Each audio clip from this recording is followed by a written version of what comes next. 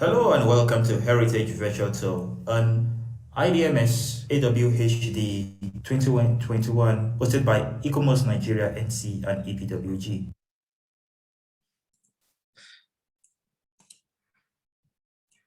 The first site we'll be looking at is the Holy Arausa Cathedral. It is located on number 7 Akpapava Road of Biama, Benin City. It's under the custody of the Oba of Benin, who happens to be the chief. We could argue that it is the first church in Nigeria because it came about as a result of the interaction between the Benin Empire and the King of Portugal. So it mixes Roman Catholicism and Benin traditional religion. The structure was built in 1517, and though it was destroyed during the British invasion of Benin in 1897, however, it was rebuilt in 1945 on the historical Akpapava Road in Benin City. The ancient Benin Kingdom, located in southern Nigeria, has a rich cultural heritage in all ramifications. One of such is a spiritualism, broadened to embrace Christian values during the advent of the Portuguese to the Bight of Benin in the 15th century.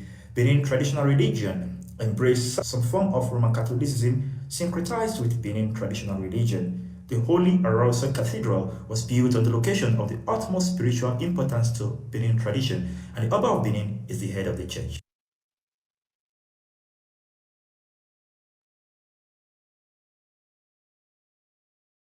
The next site of note we'll be looking at is the Kubirao Minaret. It is located in Katsina, northern Nigeria, and it is maintained by the National Commission for Museums and Monuments and the Katsina Emirate Council. The building is an example of trans-Sudanic architectural interaction between ancient northern Nigeria city-states and the Songhai and Mali empires. It is adjudged to be the first multi-story structure in Nigeria. The Kubirao Minaret is located at Kubirao Quarters along the Old Market Road in Katsina local government. It shares a border with Kubirao Primary School on the south, and on the north, it is bordered by residential buildings. The building materials comprise of mud, clay, and conical bricks, also referred to as tubali, while date palms, also azara, was used for the roofing, doors, and windows. The two buildings measured over 122 meters in their limited construction, but new measures of 17.11 meters high, one with a base of 3 blocks and made of bricks used as a flight of steps with a way leading to the top, and a catsi was used for coating to prevent erosion and affecting the building. It has a 3-floored or 2-storied minaret. It was said to have been completed during the reign of the Sarkin Kastina Muhammadu Kurau between 1398 and 1408. It's adjudged to be the first Muslim king of Katsina. Over the centuries, it has been used as a central mosque, an Islamic center for higher education, and a high tower for spotting invading armies.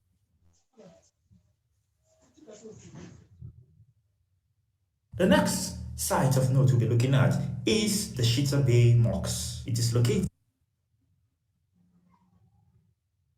The next site of note we'll be looking at is the Shita Bay Mosque. It is located on Martin Street, Lagos Island. It is colloquially referred to as the Turkish Mosque because it was inaugurated by a representative of the then Ottoman Sultan Abdulhamid II. However, its facade does not look like a mosque or have anything to do with the Middle East. Instead, it looks Neo-Gothic or Afro-Brazilian. It is designated as a building of national heritage by the National Council on Monuments and Sites.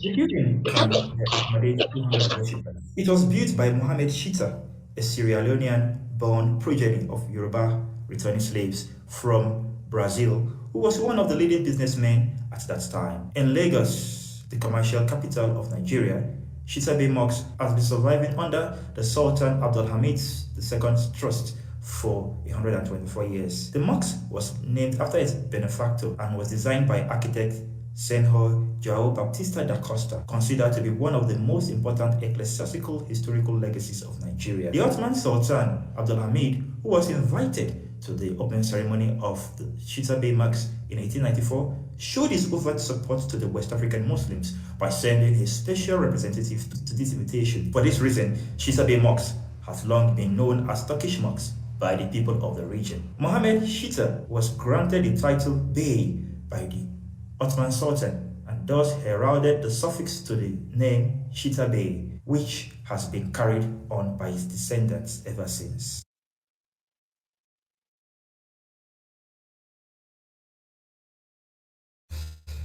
Next on our list of tour of heritage sites is the Great Mosque of Jenny. It is the largest mud brick in the world and is an impressive example of Sudano-Sahelian architecture. The Great Mosque is located in the city of Jenny, Mali, on the floodplain of the Bani River. The first mosque on the site was built in the 13th century, but the current structure dates from 1907. As well as being the center of the community of Jenny, it is one of the most famous landmarks in Africa. Along with the city of Jenny, it was designated as a World Heritage Site by UNESCO in 1988. The walls of the Great Mosque are made of sun-baked mud bricks called ferry and a mud-based mortar, and are coated with a mud plaster, which gives the building its smooth sculpted looks. The walls are between 16 inches and 24 inches thick. The thickness varies depending on the wall's height. The walls insulate the building from heat during the day, and by nightfall have absorbed enough heat to keep the mosque warm through the night.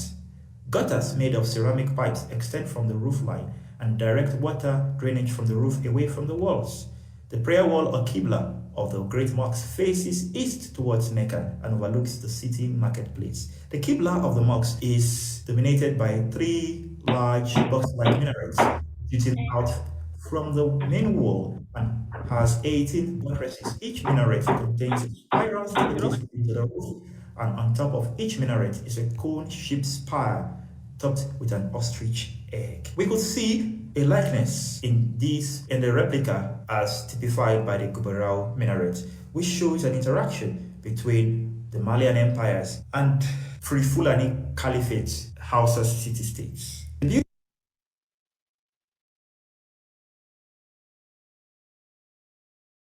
Our next stop on the heritage list is the rock-hewn churches of Lalibela. Lalibela is located on the highlands of Ethiopia, some 645 kilometers away from Addis Ababa, the capital of that country. That particular location has 11 medieval monolithic churches, which was carved out of rock. Their building is attributed to the king Lalibela, who set out to construct these edifices in the 12th century under the New Jerusalem project after Muslim conquests halted Christian pilgrimages to the Holy Land. Situated on a mountainous region in the heart of Ethiopia, near a traditional village with circular-shaped dwellings, Lalibela is a high place of Ethiopian Christianity, still today a place of pilgrimage and devotion. The churches were not constructed in a traditional way, but rather were hewn from the living rock of monolithic blocks. These blocks were further chiseled out, forming doors, windows, columns, various floors, roofs. This gigantic work was further completed with an extensive system of drainage ditches. Trenches were ceremonial passages, some with openings to hermits, caves, and catacombs.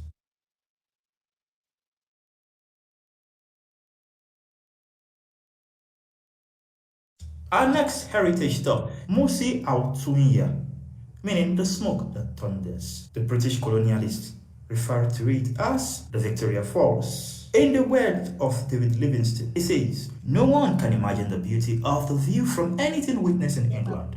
It had never been seen before by European eyes, but scenes so lovely must have been gazed upon by angels in their flight." It is clear from archaeological sites around the falls that the area has been occupied from around 3 million years ago. Stone artifacts from that time have been found, as well as items from the Middle and Late Stone Age. Members of the Makolo tribe were the ones who actually took the intrepid explorer David Livingstone in dugout canoes to see the falls. Livingstone, a Scottish missionary, was on a journey to find a route to the east coast of Africa between 1852 and 1856. It is the largest waterfall in the world and is located about midway along the coast of the Zambezi River, at the border between Zambia to the north and Zimbabwe to the south. Approximately twice as wide and twice as deep as the Niagara Falls, the waterfall spanned the entire breadth of the Zambezi River at one of the widest points, more than 5,500 feet that is 1,700 meters. At the falls, the river plunges over a sheer precipice to a maximum drop of 355 feet, that is 108 meters. The falls' mean flow is almost 33,000 cubic feet per second. That ends our virtual heritage tour around Africa. Thanks for watching. Yes, thank you everyone for listening to the virtual heritage tour. Next on our webinar series tonight, this morning or today, we'll be having the COVID-19 presentation. Last year, we all knew that 2020 was a turbulent year for everybody struggling with the COVID virus, and that caused lockdown around the world. And the EPWG of ICOMOS-Nigeria did have a research team that researched into the impact of COVID-19 on heritage sites and heritage practice in Nigeria. So I don't know if Nankwat is here to present the findings from that research. Nankwat?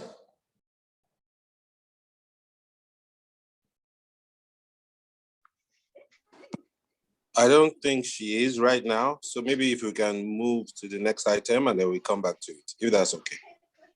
Okay, that's okay, that's fine.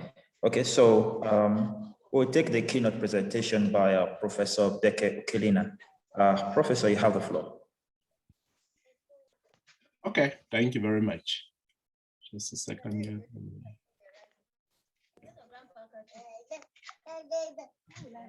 Can you guys hear me?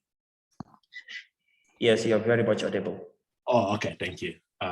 Yeah, good morning, everyone from snowy and cold upstate New York.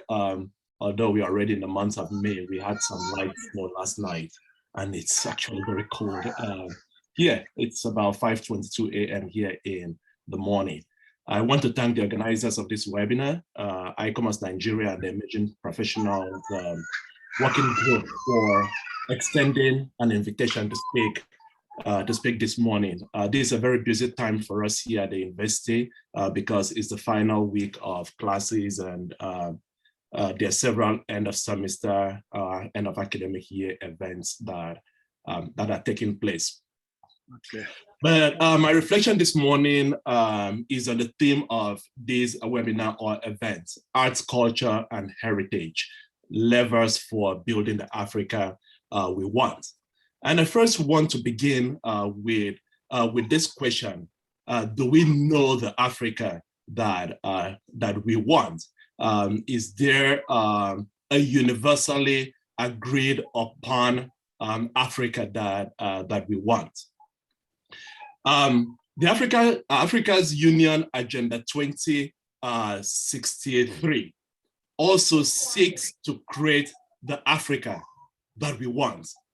For the African Union, this is inclusive and sustainable development, a concrete manifestation of the Pan-African drive for unity, self-determination, freedom, progress, and Pan-Africanism and African Renaissance. The biggest challenge that Africa faces is continental unity. And until now, it has not been able to resolve it. And Africa cannot be a prosperous continent that it has and that it can be without dealing with this problem of unity. African nationalists such as Kwame Nkrumah, Haile Selassie, Nnamdi Azikiwe understood this at the dawn of Africa's independence. That's the reason they organized across imaginary colonial boundaries to create organizations that put pressure on the colonizers and their neo-colonial successors. During the political independence of Ghana, and just I use the word political, or the phrase political independence instead of just independence, because I believe that Africa received political independence without economic, sociocultural independence. And he who controls the economy also controls the politics.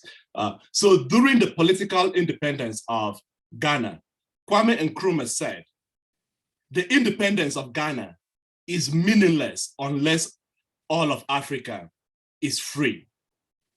More than 6 decades after the political independence of many African countries, Africa remains balkanized, and its so-called independence is economically, socially, politically, and religiously enchained by the Euro-American white supremacist powers that continue to exercise their hegemony in Africa. Africa's failure to respond appropriately and act decisively in the global arena are as a result of the disruptions and the resulting identity crisis that the colonial project wrought on the continent. It is embarrassing most times to watch African leaders when they meet with leaders from the global north. They are timid, they are bashful, and they act submissively. Yet the global north needs Africa more than Africa needs it. To build the Africa that we want, the Africa that, in my own view, and I will tell you the Africa that I want, that Africa should be able to stand shoulder to shoulder with other superpowers, such as the European Union, the United States of America, China, Russia, and the rest of the world. An Africa that is the leader and doesn't wait for its future to be determined for it by outsiders, because that has been the story of Africa, whether it was the Europeans determining our future for us, or the United States today and all the international organizations, international multilateral organizations that it controls. So we need an Africa that has its own agenda, not an agenda that is approved by the West, an agenda that is locally inspired, locally driven, and that is for the benefit of Africa. An Africa that doesn't allow itself to be defined by its pathologies, because that's what we see, whether in the Western media or by Western powers, defining Africa by its pathologies, but an Africa that defines itself as being a strong continent, a self-reliant continent that doesn't go around begging, but has the resources to take care of its own. And how can we build this Africa that we want? We need to dig back deep into our past, re-establish the connections that were disrupted by the European slave trade and the colonial project. We can't let the traumas of these two evils impede our progress, but we can use them as lessons to build a better future and to avoid the mistakes of our ancestors. Our African art, culture, and heritage, whether tangible or intangible, are things to be proud of and things that can help us build this future that we desire, this future that we want. Our monoliths, like the ICOM monoliths, our sacred groves, where we used to grow our medicinal herbs and worship our deities, our waterfalls, our moats, our vibrant palaces that are unlike anything that they had in Europe, are all things that we as Africa should celebrate. We do not need to wait for the West to acknowledge them and value them and celebrate them. We can begin to celebrate them now. Our African art, culture, and heritage constitutes, and pardon the use of my Igbo word, the pin or the central core of who we are as Africans. The colonizers worked really hard to rob us of these because they understood the value and how powerful this could be and how this could be used against them. Recently, there have been all these debates about African arts and totems, or what they're calling artifacts, that were stolen by the Europeans, and whether these should return and under what conditions they should return to Africa. Those things were removed from Africa because the Europeans understood the value that they hold. And they are reluctant to return these things because they know very well the value of these things. Let's not let ourselves be fooled by the arguments that we do not have museums in Africa to hold these things, or that we do not have the electricity or the temperature control systems to keep these things. When they were stolen from Africa, they were not in museums. And we should not even be planning to return these objects to museums in Africa where they are imprisoned. Museums are Western inventions. And we hear the word thrown around a lot, decolonizing heritage. Maybe if you want to decolonize, that's a very good place to start, by not imprisoning things that were part of our lives in museums. Also, when these sacred objects or material objects or artifacts or totems, when they return to Africa, we don't need to be working so hard and fighting for temperature controls. They are returning to, what I might say, their natural habitats, where they can easily commune with the nature where they came into being in the first place. In saying all of these, the point I want to emphasize is that African art, culture, and heritage is of great value and should be celebrated. There's a challenge for us today. Do we value these cultural productions, or are we allowing the West to put a value on them? What can we do to maintain continuities from the disruptions that slavery and colonial rule created? For example, it breaks my heart to see that in the small town of Obudu, some of you know Obudu through the cattle ranch, the Obudu cattle, the cattle ranch, and that's my birthplace, right? Many of the young people born and raised in Obudu today cannot speak the local Bete language. Yet that whole area was the home of the Proto-Bantu languages. How can we not value our own African languages, yet we want to speak perfectly the languages of the colonizers?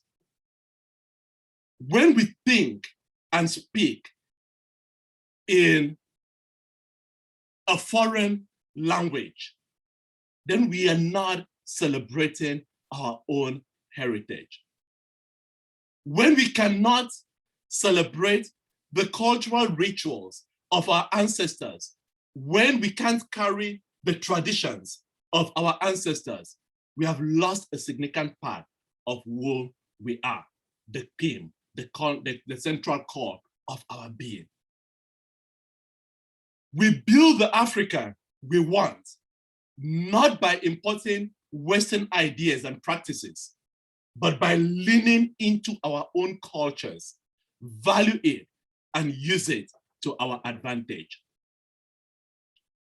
The recent export of Afrobeats and Nollywood are good examples of the value and strength of our African culture. I smile when at our university gym, I see the white students walking out to the tunes of Mr. Easy or Tiwa or Wizkid or Naira Marley, right?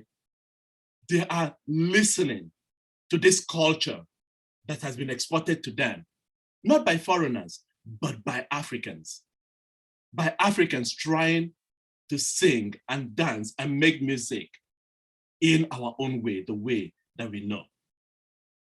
Nollywood doesn't need to try to be like Hollywood. It shouldn't attempt to be Hollywood.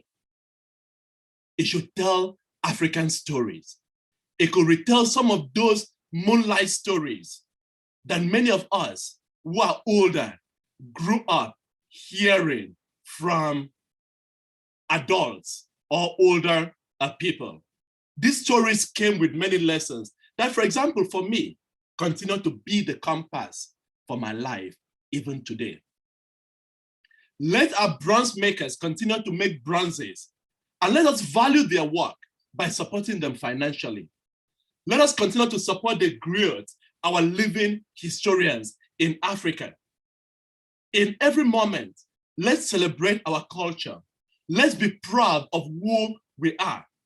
Remember, and I say this to my students, we are not Nigerians or Ghanaians or Kenyans. We are Africans, the birthplace of modern humans, the givers of life to humanity. That's part of our history. That's part of our culture. That's part of our heritage. That is something we can always be proud of. Thank you.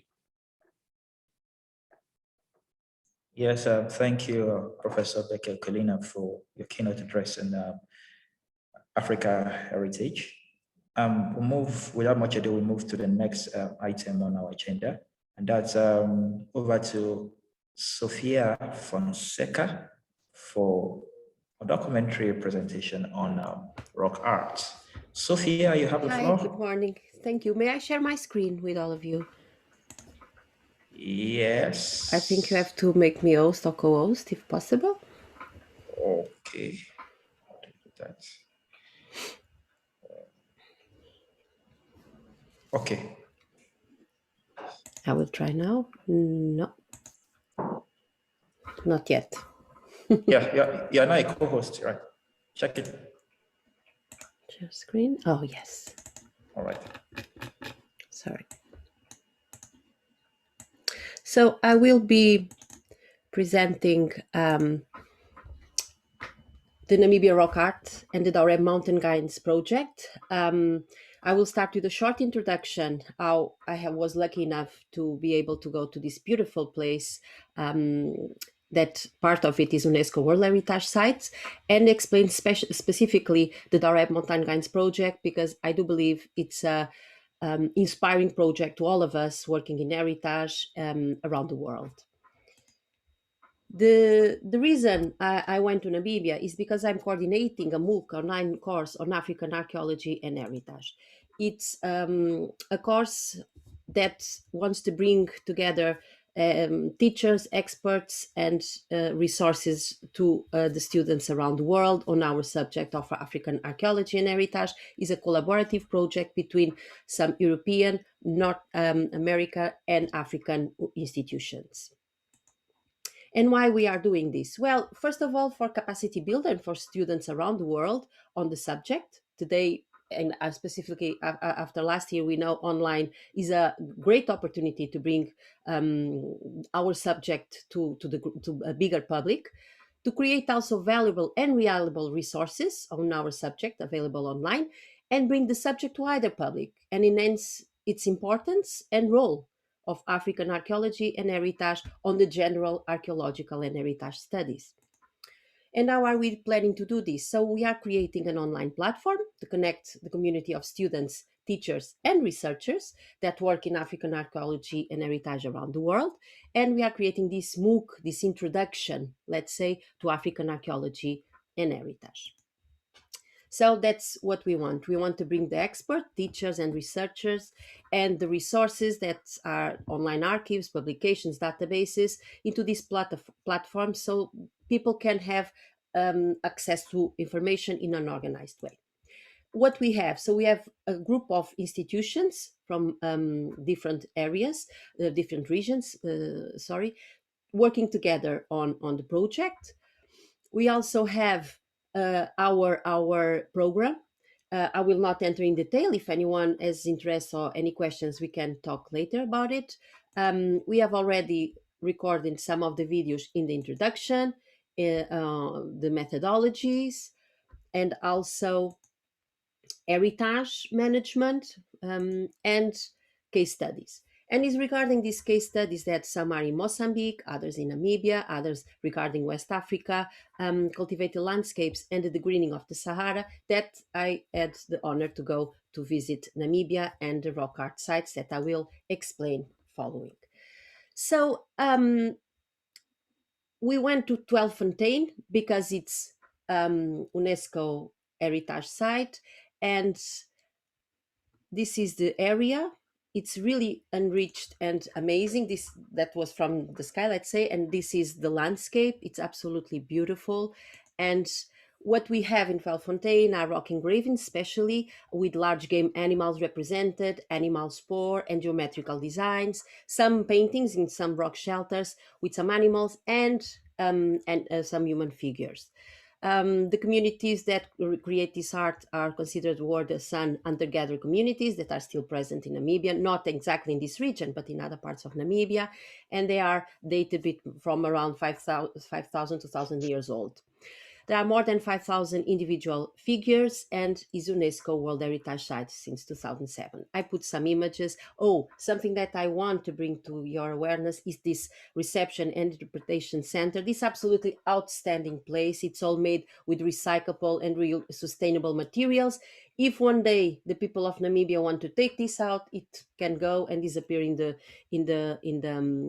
landscape. It's absolutely a gorgeous place, very well conceived. As you can see, there is a small interpretation center, really beautiful. I put my earrings that I bought in that center because women artisans have their own space, their own place to sell their arts. It's really, really well conceived. There are routes guided by local guides, specialists in the rock art and also in the natural environment. Those are the kind of panels that we have and we can visit. It's absolutely outstanding, the quality, the quantity of the rock art represented in Twelfontein. This is one of the images that are more famous, the Lion Man. We have also the Dancing Kudo. It's absolutely outstanding panel with many geometrical representations also, and the Dancing Kudo here in the center. As I said, some rock shelters with some representations of human figure, but this is really the minority in Twelfontein region. In the Daureb, Brandberg region, so it's in the UNESCO tentative list since 2002, but I suppose due to the huge, it's around 650 kilometers, it's very difficult to make a plan of, to really present to the UNESCO to control and protect all this huge region. This is the Inselberg of the Daureb. It's a granitic structure. It's beautiful, beautiful place. So, and the richness, it's absolutely outstanding. More than 50,000 figures in 1,000 sites, majority in the upper part of the mountain, but also in the lower part, you have beautiful, beautiful representations. They are mostly paintings of human figures, around 70%, some game animals, 20%, that did not live in the mountain. So it's interesting that those representations appear up there, and others around 10%. Again, some hunter communities are the ones related to this art, and between 4,000 to 1,000 years old. They were all documented by Harold Pager between 1977 and 1985, and they are published by the Ernest Bart Institute in 6 outstanding volumes. It's, as I said, UNESCO tentative list since 2002. So this is in the Upper Brandberg, one of the views of the landscape. As you can see, it's absolutely stunning. And this is the rain giraffe inside this shelter that I showed before. Another panel with some paintings, human figures. The quality, the detail are absolutely superb. This is another very famous shelter already in the lower Daureb, the girls' school. As you can see, many women represented. And the famous white lady, that it's not white or a lady, and it's in the center of the panel. Here, there's representation that is beauty, pure beauty. Another lady represented here with walking with the cattle around. And I want to bring now to your awareness this beautiful project at our Mountain Guides that is a community project that started in the 90s in the city of Uis, really near the Daureb mountain. It was a mining city, but when the mine was closed, people were without many jobs or possibilities, and the youth of the village took that responsibility somehow, and they decided to create this organization to be guides. There were already arriving some guides there, and so they organized themselves in association.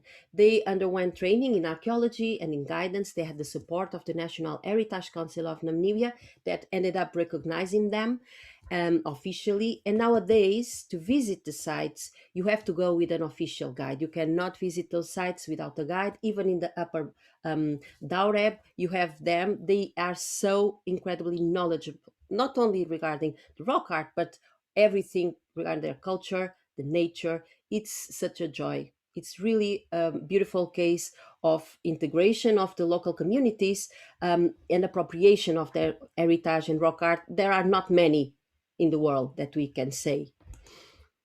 So I want to present you 3 of the guides, people that really are outstanding in the things they do and that can be really an example to all of us.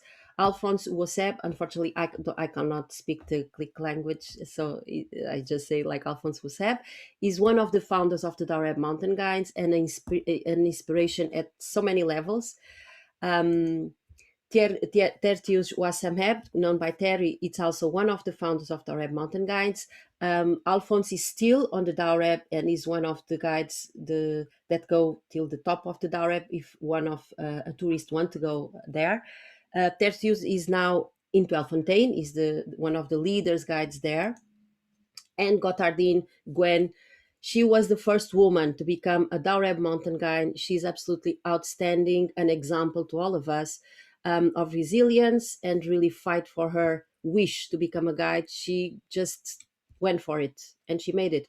And thankful to her effort, nowadays the Daureb mountain guides have many women working and they are equally paid, equally supported. So I think this is really a beautiful example to all of us.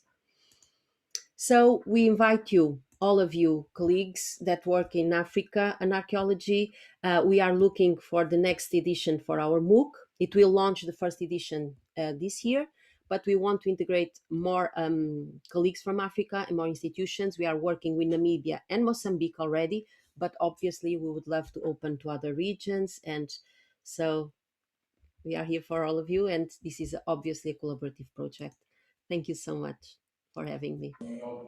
Yeah, thank you very much, Sophia. That was a really insightful and informative presentation on rock art.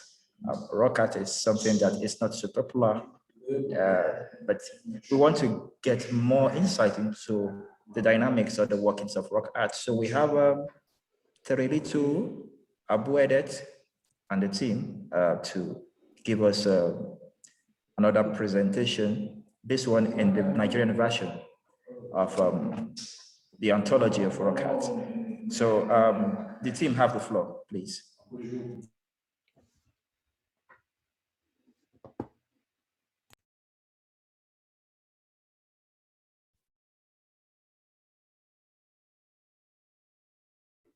Okay, am I on now? Yes, you're very much on. Okay, thank you. That was a delightful presentation, Sophia. I appreciated that. And the program is running early, so I'm hoping my other colleagues are going to be available. And I'm going to share my screen now.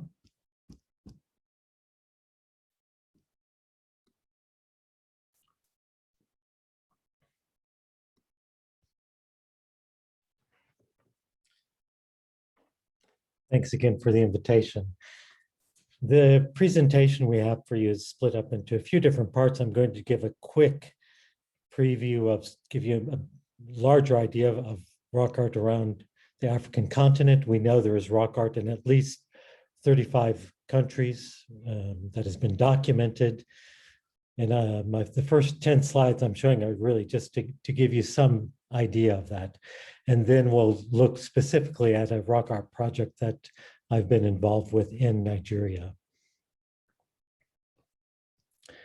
So going from Morocco, the northern part of the continent, moving over to Libya, engravings in the Messac. In Chad, we have the big ladies. It's called here too, where they're called the big ladies, but there is a question whether they're ladies or men. And this is one of the most recent World Heritage sites, rock art sites in Africa.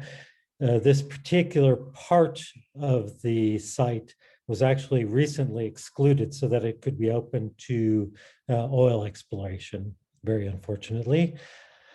And moving to Niger, for me, one of the most beautiful rock art sites that you can imagine. This is the Dabous giraffe. It's a life-size engraving, believed to have been engraved around 5,000 or 6,000 years ago.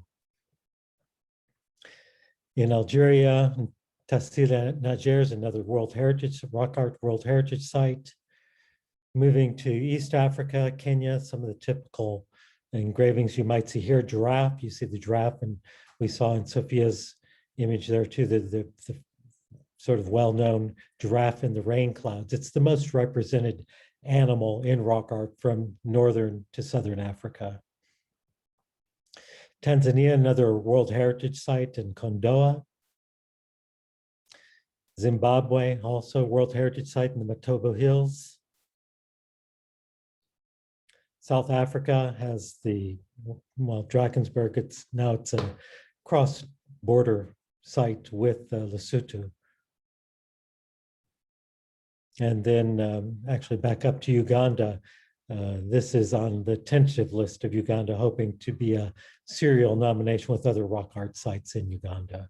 So that's just to give you a preview of that. Tara, Trust for African Rock Art, where I worked for a number of years and where I'm still an advisor, has documented over rock art in over 20 countries in Africa. 25,000 images from our recordings are available at the British Museum, freely accessible on the British Museum website. So just let me now move on to the particular project that we've been involved with in Nigeria. This is called the Rock Art of Nigeria, from Cross River State to Jigawa and Bauchi states. Project was launched in 2018 with support from the U.S. Ambassadors Fund for Cultural Preservation. And the Ambassador Symington, that some of you may remember on the right there, and then representatives of the other institutes that have been involved in this project, from the National Commission on Museums and Monuments, Amadou Bello University, and the University of Calabar. The project had several aims, but really about documentation, conservation, and raising awareness of this unique and important heritage in Nigeria. This map gives you some notion of where rock art has been recorded in the northern part, Jigawa and Bauchi, and then the monoliths in the Cross River State. And with that, I'm now going to turn it over to our colleague Abu Edet from the University of Calabar, who's going to talk about the rock art in the Cross River States. Abu Edet, can you join us? He's already a co-host, so he should be able to share the screen or manipulate as much as he wants. He just needs to needs to unmute himself. Abu, can you? Okay, well, until he joins us, just to keep things going, let me start his presentation here. The Bakor monoliths, which I hope you may be familiar with, you may not be because it's— Hello. Oh, there you go, dear. Okay, please go right ahead, Abu. Hello, everyone. Welcome to the Cross River region, located southeast of Nigeria. And I had one professor mention Obudu Cattle Ranch there. The monolith site is just an hour drive to the ranch. An interesting site where these monoliths were made about 1,500 years ago from archaeological dating. The face you are seeing is the face of the ancestors of those who dwell in this forest many years back. Interestingly, we were able to organize a team comprising Tara, Nairobi, Factum, Spain, Ahmadu Bello University, and the University of Calabar, collaborating to conduct interdisciplinary approach of investigation to enable us conduct some preservation documentation, survey, and site analysis. What you are seeing now, the next slide, is the beautiful faces of these ancestors that we, according to our documentation, we have well over 400 of these species located in circles and concentric formation in the upper Cross River region. The faces you are seeing are faces of ancestors that lived and tell the story of our people. And now the team had been conducting the research around these villages. And as a result of this, we have youths that are excited and want to join us. You can see them in that picture, enjoying the privilege of having great, researchers in their region conducting research in the last couple of years. We are very happy to inform the world that this research was conducted to enable us salvage monoliths that have been destroyed by farmers, by hunters, using fire repeatedly in recent times to destroy what's supposed to have been saved. What you are seeing also right now are the remains of burnt monoliths, destroyed monoliths by farmers and those who are developing villages that are fast becoming, dwelling places. Forests that were originally primary, not even the secondary forests, are any longer found except grassland due to persistent fire. What you are seeing now is the team trying to salvage these monoliths from, destroyed areas, farmers making mounds, farmers planting cassava crops, root crops, to help themselves. But in the process, destroying our heritage, which today we can count many of them are in very distressed conditions. Like you are seeing the next slide now, the result of heavy burning, smoke, and destruction due to farming and human development. We are very proud of this team that we are very busy now trying to enlighten the villages, the villagers, the public about the need to save this heritage. This is a very clear picture showing a ritual work by one of the local people. They conduct this ritual sometimes annually, seasonally, as the case may be. You can see the palm frond tied on the monolith and iron slack put on top of it as a ritual sign, praising, appeasing, and appreciating the ancestors. Things like this has to be preserved. Things like this have to be conserved. And so we have moved to the next level where we contact the Cross River State government, and at federal level also, you can see the community leaders together with the experts and representatives of the two universities, Ahmadu Bello University and University of Calabar, to try and convince government the need to conserve, to preserve, to document and save these sites. We hope the world will come to our aid in doing this. I would quickly hand you over to my great friend, Dr. Abubakar of Ahmadu Bello University. Dr. Abubakar. Thank you, Dr. Edith and Terry Little for giving us a good background about this research project. And mine is to take you through the series of research activities that is going on in the northern part of the research zone. And what you find in the north are not the monolith, but here we are talking about the rock engravings and rock paintings. And the ones that displays both humans and animals. The most dominant character of the rock paintings in the northern part of Nigeria are cattle, but there are other games and what have you. But the coverage is the research project decided to work around Birnin Kudu, but it has covers 2 states, Bauchi and Jigawa State. We have Geji, we have Shadawanka, we have Dus and Murhu, all around. And many of these are listed as national monuments. So under the protection of National Commission for Museums and Monuments.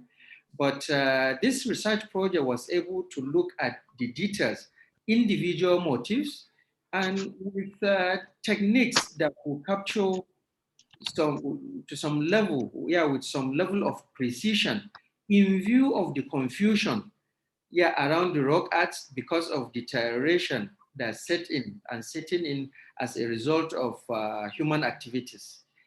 And the greatest threat that we have from our evaluation, unlike the fire and famine by the nature of what we are dealing with in the north, is associated with belief system, religious perception about the place of human figurines, human and what. And because of how people cut and scrap this kind of heritage, the National Museum is making effort actually to protect them. Like you can see here, the fencing, even though we are beginning to look at issues of accessibility, because sometimes we protect them from encroachment, but we are creating another problem of creating barrier to the people that, the public that wants to have a feel and touch of this heritage. So, but it's something that we are looking at every day. You can see this is the famous gate, the rock painting site, and the characters are going off because people deliberately want to cut them off and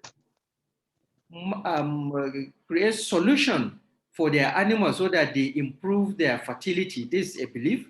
And the belief is creating a serious challenge, as you can see, difficult to decipher. Some pictures that were taken 30, 40 years ago were much more clearer than this. And this is one of the sites that came to records recently as a result of this yet to be scheduled. But it's so rich with so many archaeological sites like the terracotta granaries around them and fantastic pot shops scattered all over the site.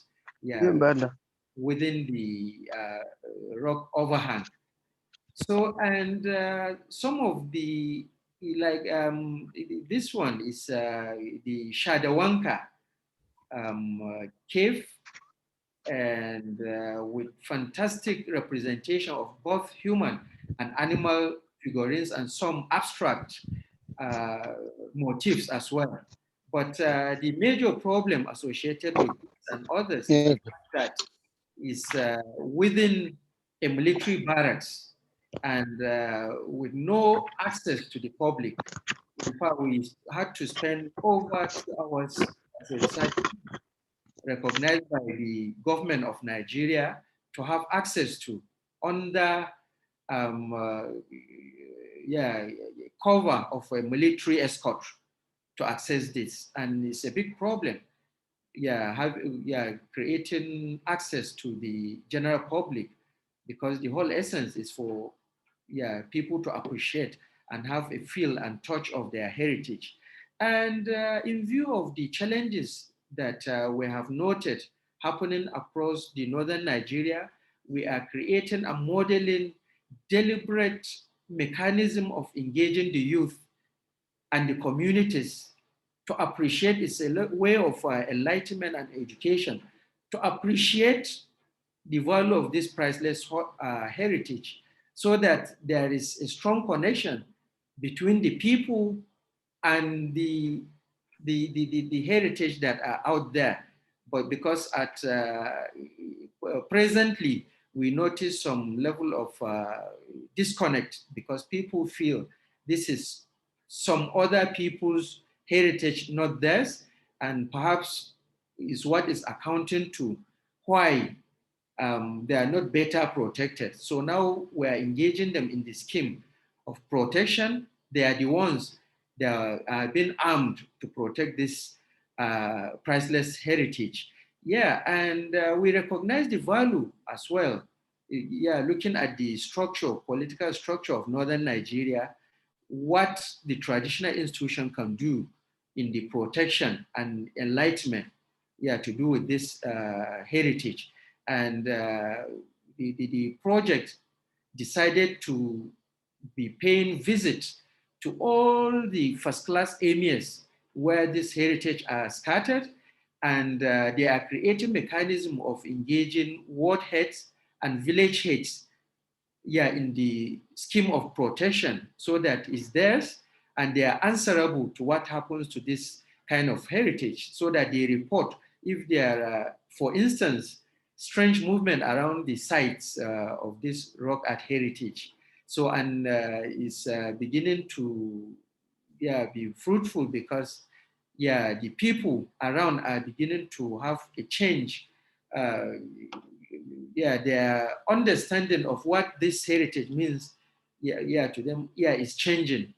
So the aspect of the strict religious coordination around is changing, to say that it's about our past, it's about our ancestors, it's about the innovation of our predecessors. So with this, I hope you permit me now to hand over the session back to Terry Little for concluding remarks. Thank you so much. Terry Little, please. Okay, thank you, Abubakar. So the final activity of this project was to have been, and it is still in the program, we don't know exactly how or when, a traveling exhibition, which was to have opened in the National Museum in Lagos last March. You see the invitation there, the banner which had been prepared to promote the exhibition. And here I just want to touch a little bit on the nexus, if you will, of using the museum collections or using museum resources to complement what is being done in terms of the monuments and the sites. So we did a workshop at the at the Museum of Calabar to explore the reserves and things on an exhibition already to complement the stories we wanted to tell about rock art. And I want to say that both the museum in Calabar and Lagos, following the ICOMOS reorg program, which worked on reorganizing the storage areas, we found it very accessible to get to the kind of items we thought might complement the stories we were telling about rock art for that exhibition. Most of you will be familiar with the courtyard of the National Museum in Lagos. Already there are half a dozen monoliths, cross-river monoliths, on display in the museum. And here we were just a few days before the exhibition was supposed to open, sprucing up, dusting off those monoliths before we had to abort that exhibition, the launch of that exhibition. One of the components of the exhibition, and again, thanks to our collaboration with Factum Foundation in England and Spain, one of their capacities is through photogrammetry and being able to recreate, I should say, facsimiles of some of the monoliths. And here we have an example of where the base of the monolith is still in its site in Cross River State, but the head has found its way into the Metropolitan Museum in New York. We had permission from the museum to document that part of the monolith and put together, sort of, if you will, in 3D, a new representation, which will be part of that exhibition once we get it going. I should mention then that the last step of the exhibition will be at Alak, which is one of the sites in Cross River State, and there is already a small community center there. The idea, along with Factum, is to spruce that exhibition center, community center up a bit, bring several pieces of the exhibition as to become permanent components of the exhibition there. And then in theory, and ideally next February 2022, there will be a small exhibition related to this exhibition in the British Museum.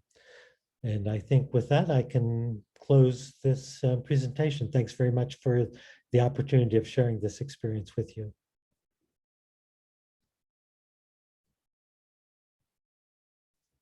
Yeah, thank you very much, Terry. It's really this was really an educative presentation. We'll take a little break now, not a break per se, but according to our program schedule, we should be having a question and answer or the discussions segment. But I just want us to digest all these rock jargons first.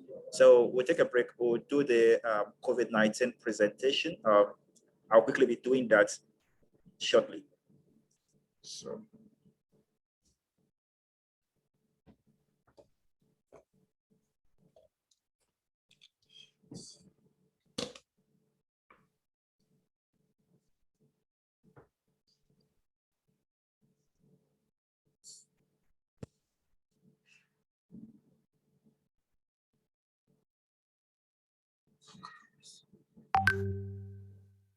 Yes, last year was 2020, and it was a very big year it was a very harrowing year for everybody around the world.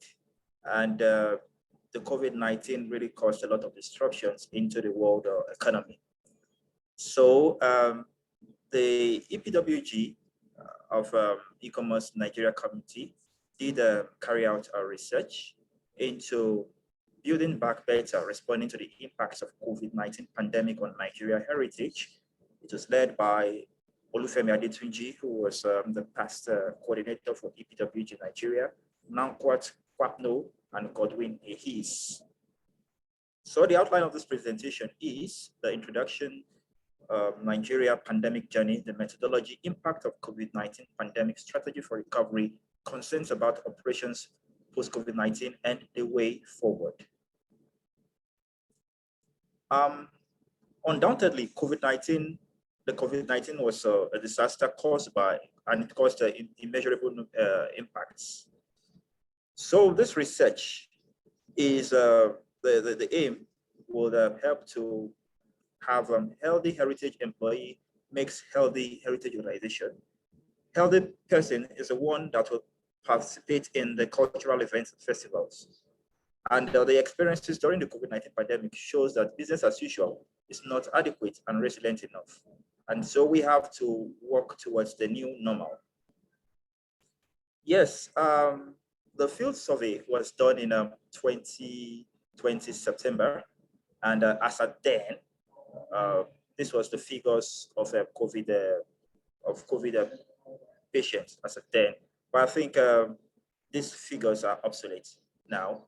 And yeah, so, but these figures also presented critical insight into the data that was gathered, because the data that was gathered was as at that time in September, October last year. So, and there were 66 responses, and the guys who the respondents were from World Heritage Sites, voluntary organizations, heritage-related organizations, the National Heritage Site, and majority of the respondents were from museums. So, what was the impact? The impact of COVID-19 was the loss of tourist visitors, which was prime, and also partial closure of museums. Other effects or impact of COVID-19 was a lack of care of museum collections, increased online presence of content. Then we had a cancellation of exhibitions and full closure of museum heritage. So why should we gear towards a post-COVID-19 recovery? Of course, we cannot continue hallucinating under the impact of COVID, but now culture and heritage plays a vital role in society's fostering respect and cultural diversity, strengthening of social cohesion, creativity, and conveyor of common memory. Moreover, their role in the promotion of tourism is a key driver of sustainable economic development, both locally and nationally. So, what are the management plans we're looking at? In the survey, we looked at what was presented in the survey was that not all heritage sites has a safety plan, as we could see in the graph, and that calls for a concern. Now, we now ask the research also posed further questions. What are the measures for restoration of operations? Because going into the new normal, there have to be some modifications into museum visitations. And so, how many of these respondents were able to create a social distancing procedure? We see that it's still low.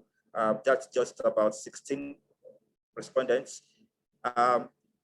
Pandemic awareness, information leafness for staffs and tourists, we saw that it was low.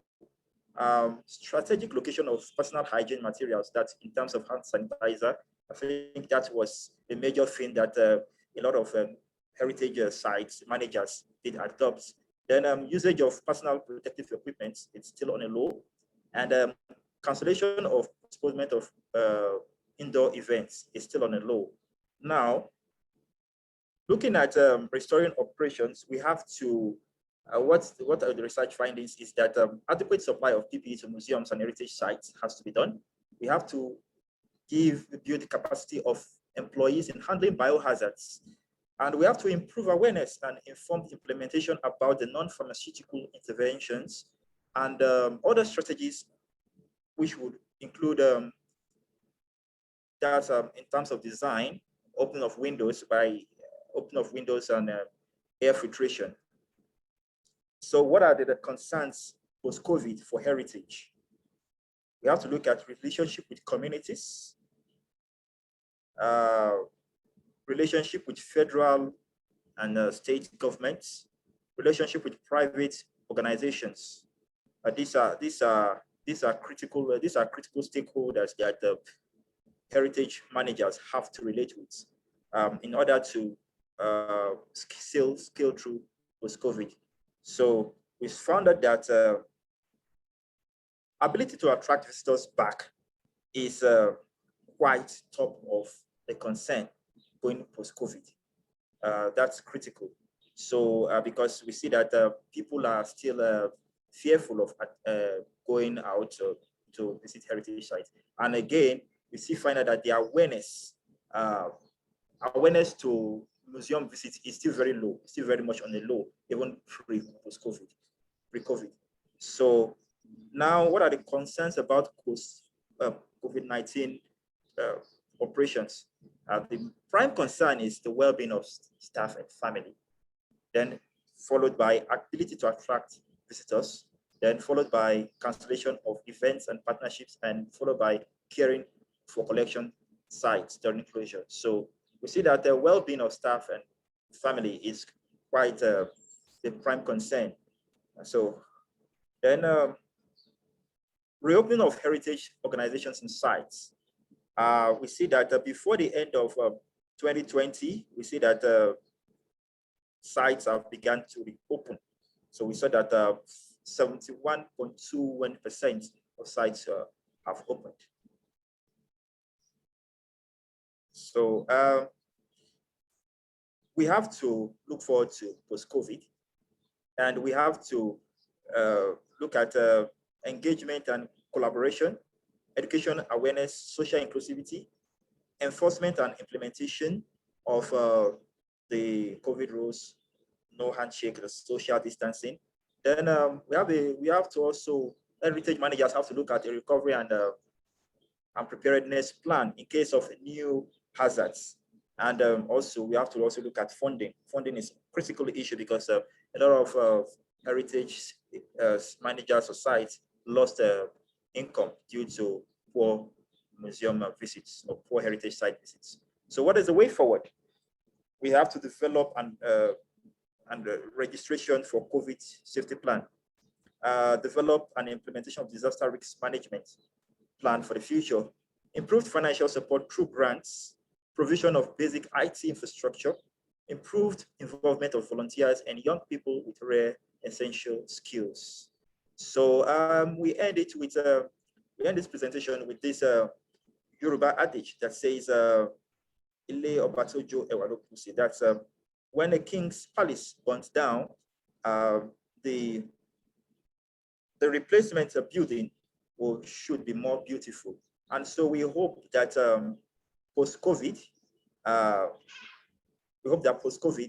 our sites, our heritage sites will be able to recover fully, even though we know it's a very big challenge. Thanks for listening.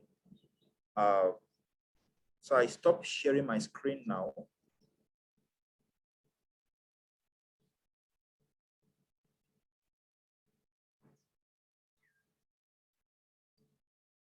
So let's go back to the rock arts discourse we've been having. We've had insights from Namibia, from Sofia. And we also had an insight into rock art from Nigeria. Also looking at, and that of Nigeria came across the northern Nigeria and southern Nigeria. So we want our experts to share their experiences. Let's have a discuss. We want to provoke a discussion. So I want to start with Sofia. What could you see from the rock arts? What insights could you give our Nigerian experts? And for our Nigerian experts too, what are the insights you got from Sofia's presentation? So we want that expert discuss for some 5 minutes before we now to stimulate questions from the audience. So over to you, the experts, maybe Sofia or Abubakar or Terry too. Or...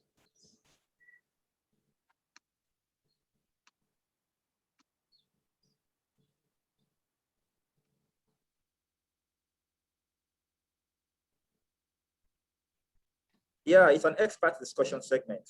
Yeah. Sorry, Sofia presented okay. rock art from Namibia. Sorry, I didn't understand. Namibia, and you did something in Nigeria. Yeah, well, I can start there if it's okay. So first of all, it's an amazing project when you are developing in Nigeria. And as I always think, it's so important to know what we have so we can really preserve it. And of course, the work you do in Tara, it's exactly that. So we can know what we have so we can start protecting. And it's a little bit heartbreaking when we see that development is entering. Can you hear me? It's like making it's coming in the way of our heritage. It's very hard, but at the same time we really have to find solutions for the communities, because if it's a question of survival sometimes and it's their living work, like agriculture, what is happening there, what solutions can we bring to them? And I believe that what the example of the guides in Namibia, it's a very good example. Everywhere in the world, it's an example of solutions for the local community, integrating the heritage and developing their own well-being and way of life without destroying their heritage. So yes, hopefully in Nigeria and with the project, we'll find a way of solving those beautiful monoliths. Yeah, maybe I can address that a little bit. It is, I think, as you mentioned in the chat, it is heartbreaking to see that, because you don't want any person to be put to a choice of putting food on their table or saving heritage. So, what can we do? What initiatives can we take? And a lot of projects have, turned to tourism. And I think they've been very successful in Namibia in doing that. But they do have the benefit of having the tourism infrastructure. Yes. One of the challenges of Cross River State is that it's not very accessible. And recent security problems make it even less accessible. So, just getting there in the first place is a challenge. That was the idea of the creation of the Welcome Center, was, in the hopes of attracting tourism that could, have some economic benefits and so on. And there was leadership in Cross River State for a while.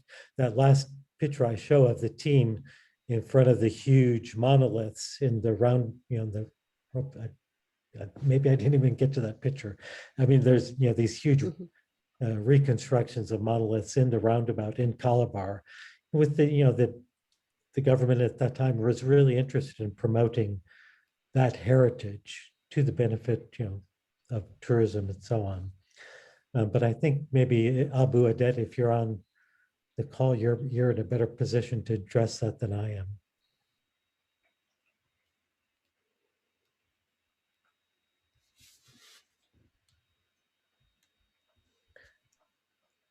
Abu, if you're there, and if you can unmute yourself.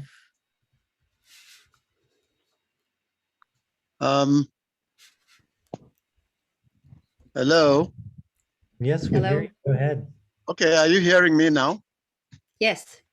Yeah, the interesting thing is the level of awareness by the local people, the entire public, about this great heritage. Our problem mainly is how to educate the public about the significance of this heritage that we have. Educate the very grassroots people not to destroy this heritage and not to steal them. One thing is to destroy, the other one is to totally destroy them. And thanks to Factum Foundation, today they've shown us the way out using three-dimensional photogrammetry to restore and repair and also replace missing parts. You can see the top section of our monolith was far away in the United States of America. The lower one was still in the forest. Today, Factum Foundation has been able to develop the top missing part to complement the one in the bush.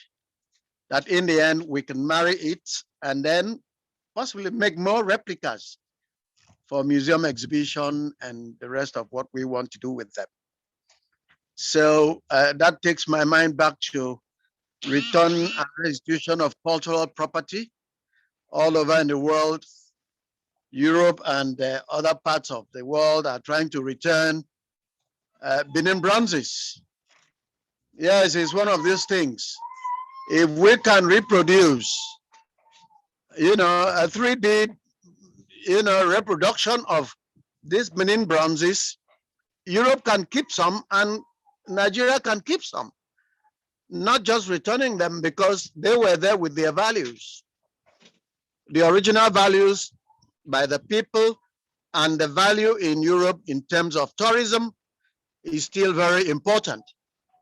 No doubt returning these artifacts back to Nigeria is significant, but we should start dreaming about reproductions so that the whole world will enjoy this, not only returning them back to Nigeria, where they will remain here and little or nothing will be done. That's very important, educating the people so that they will appreciate their artifacts, so that they will appreciate their monuments, so that they will appreciate what had been their cradle of civilization, what had been their history. We on our part is to preserve, conserve, document, but education and tourism is very important. One of the speakers there made mention of the importance of tourism. We depend very much on oil. One day oil will finish, but we know of several countries of the world, particularly in Africa, where tourism is the means, tourism is the economy. I will allow some of my colleagues to also say something. Thank you.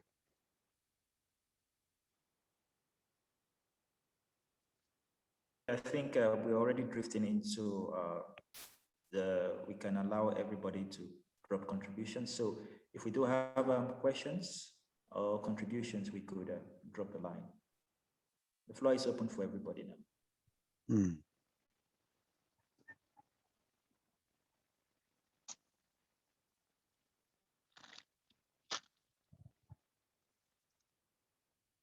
Hello. Yes. Yeah, Contributions. Dr. Abubakar, are you still on?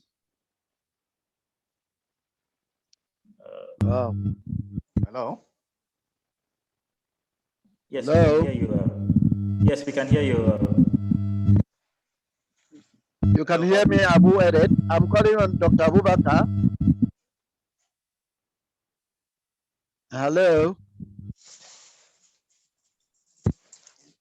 Dr. Okay, Edet,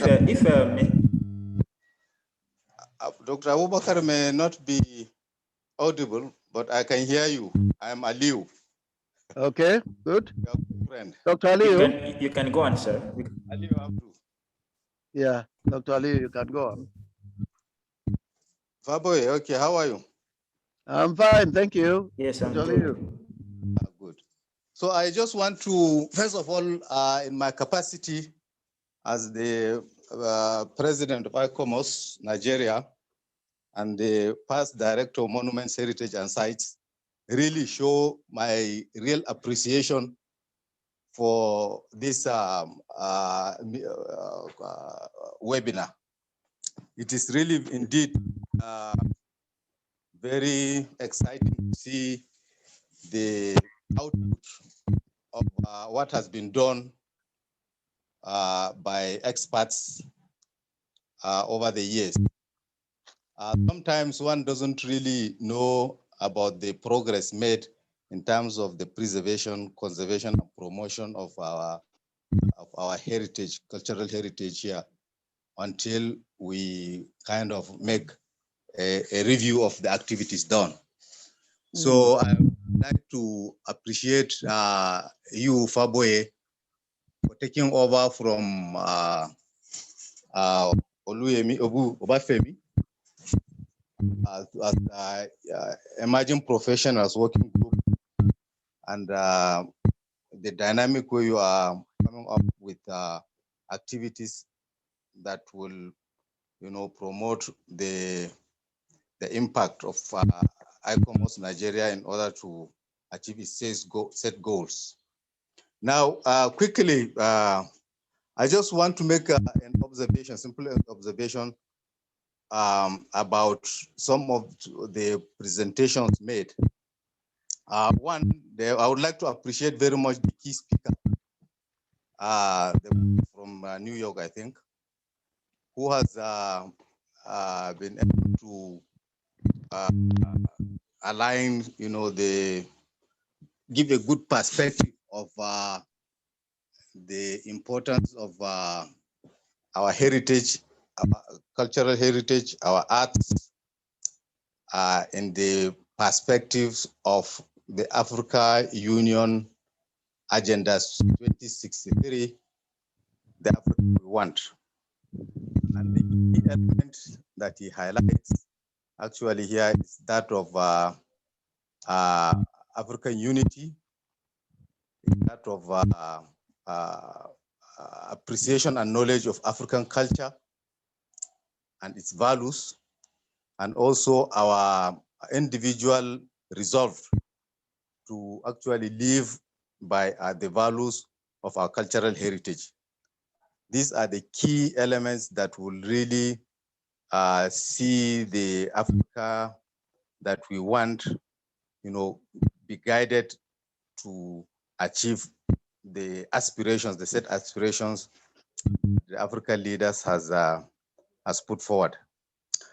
And quickly, and also I want to also appreciate Sofia for the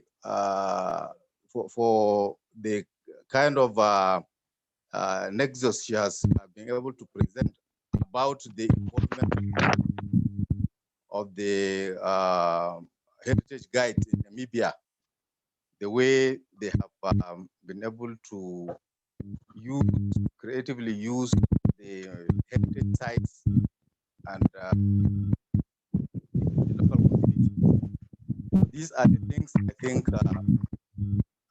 we should all share and appreciate, so that we can relate it to the other rock art sites that we have, and the challenges that the community have, and even in terms of the value of this, to their development, and also the negative attitude that some of them may have, just as Abubakar and Dr. Abu Edet has presented in the case of the rock art of northern Nigeria, and those on the Cross River. So I think I'm really indeed very, very happy to see the kind of highlights that have been presented in this webinar. Thank you, just to appreciate. Thank you all. Yes, thanks, Mr. Liu, for your kind words. It's actually comforting to hear from you. So the floor is open before we close. Any question? I have a quick question for Mr. Edet, just as a follow-up to the comments he made. He spoke about keeping African artifacts in Europe and maybe bringing replicas to Africa for the promotion of tourism. And my question is, whose tourism for whose benefit? European tourism for the benefit of Europe, or European tourism for the benefit of Africa? I'm kind of a little bit confused here. So if you could just clarify what he meant. Thank you.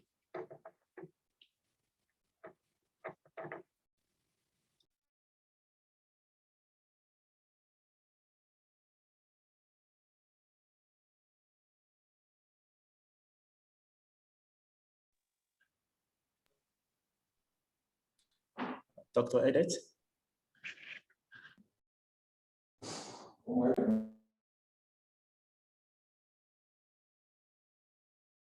Dr. Abu Edet, you have a question?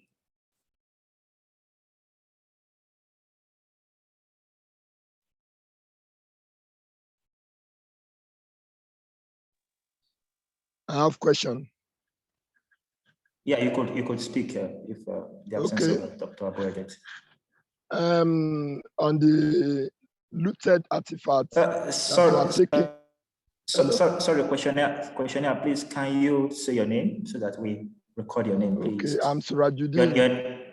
Surajuddin Awuyera from National Museum, Ibadan, and annexed to National Commission for Museum and Monument.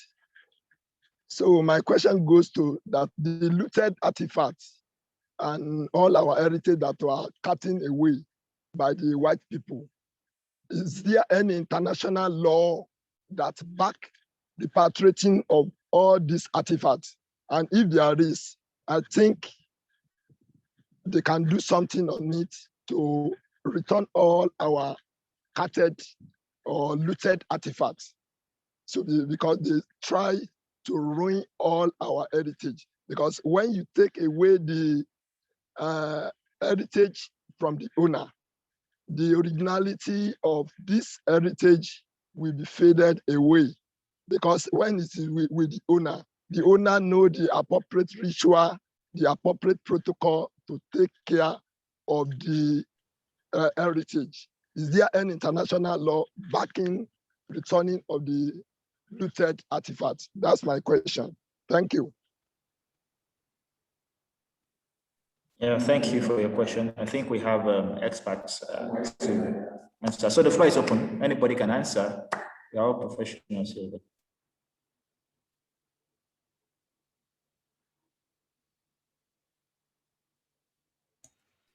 I can give my personal opinion, not as, of course, but it's always mine and personal.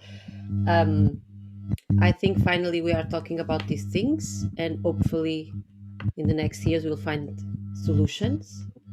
I'm not sure if I can answer. Of course, I cannot answer for AWHD, but I think I understood that he was saying, Professor Beckett, to make replicas to stay in Europe. That's what I understood, the way around, or leave some pieces in Europe and others return to Africa, like a balance thing. That's what I understood. I'm not sure. Either way, it's a complicated issue, obviously, because it's difficult for institutions like the European museums to give up of such outstanding art. That's for sure. So the way forward is I think it's open. The door is open, and the solutions have to be found, because it's obvious that the objects belong to African countries. Not sure if all of them or if can be balanced, because obviously it's also good for Africa that those beautiful artifacts are in other museums, so people can visit. Not everyone will be able to go to Africa. Like, I believe it will be interested that some artifacts from other cultures will come to African museums, if you know what I mean. Roman collections, Greek collections, Egyptian collections around Africa. I believe that's important. This kind of maybe the concept of museum has to change a little bit also, that interchange, so that the museum can really be a door to other cultures in general, like, and not only the Europeans have access to that. And then, so yeah, but I believe we are in an interesting moment. Those questions are being asked. The African countries are asking for the return. So yeah, I believe the future will be much better than it is now. Do we have any further additions or whatever? Hello? Very much audible. You are very much audible. Well, thank you very much. Just to add my voice to Sophia's explanation, and I think even as I wouldn't speak to edit, I think he's trying to strike a balance concerning the return of African cultural heritage back to Africa. As it's been said, the whole issue about decolonizing the cultural heritage very vast field, and it's more or less like a movement which has started, but eventually it will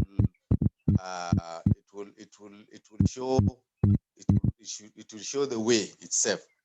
The movement really started, but as in everything, there are some values too in it. In African heritage,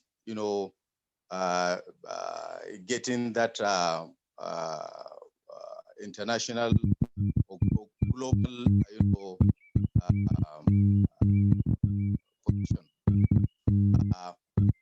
But of course, historical, we cannot revert history, but as it is, in its own time, will take its shape. Just as the other person, the man from Ibadan, was asking whether there are laws which will compel those that have looted those artifacts. Of course, there are conventions, there are agreements, international agreements have signed, or which some countries have refused to sign. But the key thing is that these agitations, it has started, it cannot be reversed. So we may already in Nigeria, that I know already, it has started taking some form of dialogue, especially in terms of the return of the Benin objects, which even the Europeans have seen the necessity, and while the Nigerian government is ready to give some maybe concession agreement, engage into dialogue, whereby both parties will benefit from the exchange, or from whatever it will be, from the agreement. So by and large, I think it's a good thing that has started, but it doesn't need to be overheated. Okay. Thank you. Hello. Yeah, you're welcome. You're welcome. Yeah, thank you. I picked, I think, a particular question targeted at Abu Edit, and I thought he's here, but perhaps due to certain, and I'm not planning to defend him, but my understanding of his submission is the fact that with the coming of a new technology of 3D that allows people to have replicas that present an image the way it is. Yeah, of course, with no historical value, but is something in between that allows people to appreciate the visual value of the object then. So I think he's saying that the technology that can improve the conversation, that allows people to have access to what they don't have. Because we all know the engagements, the negotiations that usually result in repatriation of objects takes a longer time. So until the discussions materializes, use of 3D will help us begin to value and have a feeling of what this object means to all of us. Yeah, until the discussion concludes. That's, and I doubt much if he was trying to justify that where these objects are now should remain. But I think he recognized this argument about the evolution and histories of objects. Wherever they are, they must have acquired historical value, because the movement, where they are product of an engagement, whether they were stolen or they were connected through agreement. Whatever it is, historically there is a value that can be located, that can be defined about the relationships that the artifacts acquired wherever they are, from point A to point B, from point B to point C. And it matters a lot to anthropologists. It matters a lot to museum experts that are interested in the social relationships that can be seen through artifacts, especially when they move and across borders, most especially. So I think it's about technology, but about this social argument, yeah, about the histories of artifacts and what have you. And the other issue is to do with, and I think Aliyu Abdu said it clearly, that there are international conventions yeah, that talks about such kind of, that defines such kind of relationships. But I'm not aware, unfortunately, we don't have a lawyer in our midst, but only convention to my knowledge that exists that defines how countries, how nations can relate to deal with issues like this, issues to do with money, finance, but with countless issues of artifacts as well. Yeah, because they are valuable, they have uh, yeah, some kind of value. So what is happening, I think, is bilateral relationship between individual and sovereign countries. But above all, it is so obvious that Africa is the one that is pushing the debate today more than any other continent of this world. Yeah, the America, the Aboriginal people, yeah, they have pursued certain argument, debates about this. But today, I think Africa is the center, at the center of this discussion. It's positive and is favoring Africa. But until the discussions are concluded, yeah, it's difficult to allocate time frame. But legal instrument may not be the best for this, but diplomatic options and strategies and mechanism. And that's the reason why NCMM, ICOMOS, and other stakeholders needs to engage with yeah, regional and sub-regional institutions like Africa Union, EU, yeah, and other blocks, yeah, so that it works for the benefit of the people, the countries, but the heritage that we are talking about. Thank you. Thank you, Dr. Abubakar. I think at this juncture, we will begin to round off this webinar. But we'll give Dr. Ishalusen the last word. So she gives us a vote of thanks and closing remarks, and we close. Over to you, Dr. Ishalusen.